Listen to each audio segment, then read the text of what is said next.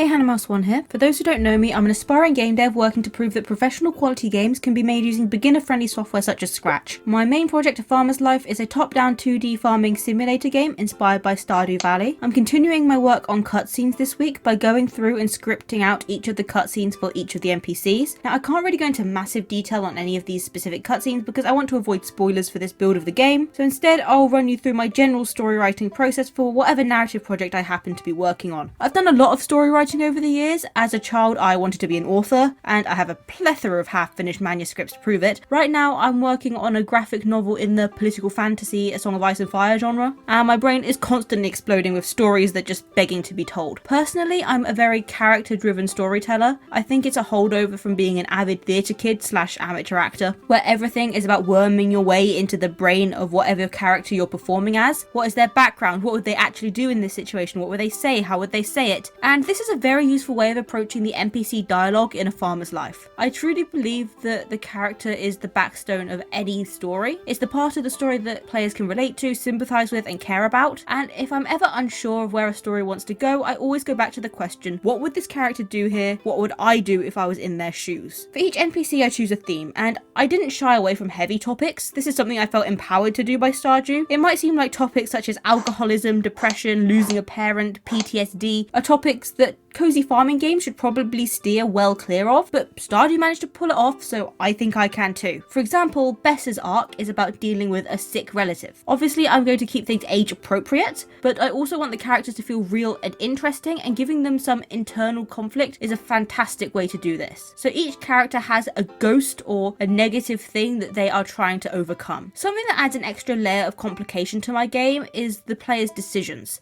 as well as their established personality. It can affect the storylines. If you want to have more info on how this personality system works, make sure you check out the previous devlog. But it definitely makes things more complex, as by the time you're late into a character's storyline, the player's personality or previous dialogue decisions can put the dialogue tree onto a completely different path, which meant that for a 5 cutscene storyline, which is how many there are for each NPC, I'm essentially scripting 6 or 7 different cutscenes with smaller dialogue deviations within these based on player choices. Generally speaking, each character's cutscenes can be broken down into a small introduction to their story that doesn't really involve the player. For Bessa, it's her helping her grandmother with medications before she comes out to serve you. The second one is a hint that maybe things aren't as happy as they all seem. The third is when things get really bad, with the player suggesting a solution. The fourth tends to be the NPC saying what they decided to do in the situation, and the fifth one is the fallout of whatever this decision was. Having a basic structure like this meant that despite every NPC having a completely different narrative, I had a framework to keep referring back to, which really helped speed up the process, especially with 9 plot lines to create. But otherwise, it was a pretty long and repetitive process, and while story writing is something I truly love, it doesn't make for a particularly interesting devlog. And because I am going to be working on cutscenes for the foreseeable future, I will ask if you have any questions or topics you'd like me to discuss in these videos to let me know, and I'll cover them whilst you can watch me work in the future. But that's all I got done for this week, so thanks for watching. I hope you enjoyed this video. Like and subscribe if you did. It lets me know that this is something that you'd like to see more of. Join the Discord, link down below, and I'll see you next week with another video. Bye!